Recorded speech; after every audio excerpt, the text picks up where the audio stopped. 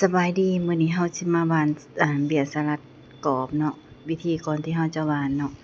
เฮาก็แม่นได้เอาฝุ่นขอกมาโห้ยๆๆจังซี่ก่อนเนาะปรุงดินเพื่อให้ดินมันโล่งแบบบ่ให้ดินมันแหลนนะหลังจากนั้นมาเฮาก็มาขุดให้ดินมันแบบมันโล่งๆดินมันลมอะนะดินบ่แหน่นหั้นน่ะขุดแล้วเราก็มาเกลี่ยแล้วก็แป้งเนาะ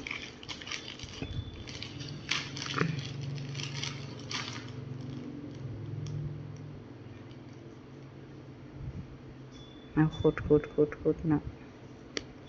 ใช้เวลาโดนเติบอยู่เพื่อสิแล้วนานหนึ่งระดับเป็นนาทีพุ่นนะ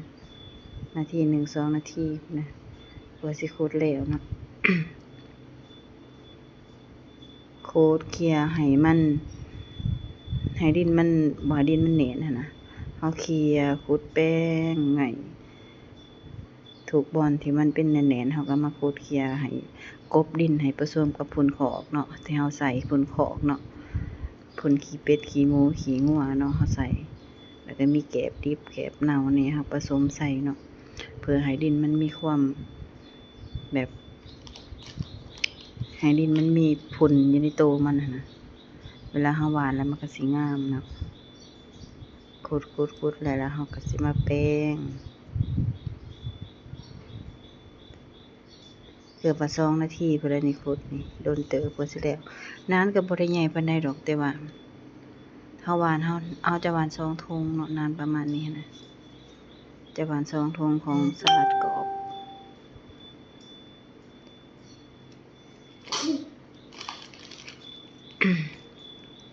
แล้วเฮาก็แป้งนะบัดนี้เนาะแล้วเฮาก็แป้งให้มันเพียงแล้วเฮาก็มาหว่านบัดนี้นี่เนาะเฮาจะมาหว่านด้วยสลัดกรอบพันธุ์ตัวนี้เด้อพันธุ์สลัดกรอบพันธุ์ขาวสลัดกรอบพันธุ์อิตาลีเนาะ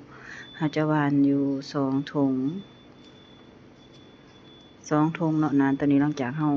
เอาใส่โอ้แล้วเฮาก็สิเอาอันนั้น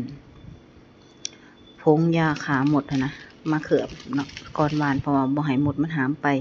เพราะว่าช่วงอากาศร้อนยามแล้งนี่มดมันอยากเอาไปเด้อมดมันออกหลายพวกแมงอิหยังต่างๆมันออกมาหลายในช่วงอากาศร้อนนี่นะ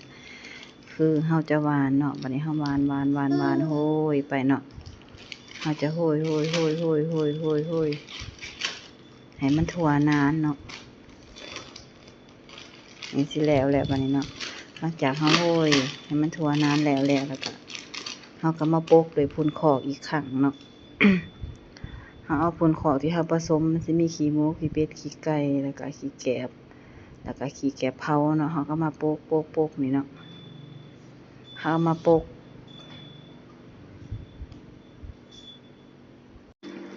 นี่เนาะหลังจากเฮานั่นแหละเฮาเอาฝุ่นขอกนี่มาโปกมาโห้ยโปกน้ำมันจังซี่เนาะนี่เด้เอาฝุ่นขอกโปกแล้วเบิดแล้วเนาะหลังจากนั้นมาเฮาก็โหดหลังจากนั้นมาเฮาก็มาโหดให้มันสุ่มเด้อให้ดินมันสุ่มที่สุดเนาะหลังจากที่เฮาหว่านเบียร์สลัดแล้วนะโหดให้มันเปียกอีหลีอะลอเนาะโหดจะเชื่อว่าเฮาหว่านมื้อวานนี่มื้อซื่นนี่ป่งเลยความว่ามันไหวเป็นน้ำอากาศมันร้อนบ่ป่งไหวงามไผมาคลิปแบบนี้ฝากกดไลค์กดแชร์กดติดตามเฮาหน่อยเด้อเฮาจะลงเรื่อยๆให้เบิ่งเกี่ยวกับเกษตรเนาะ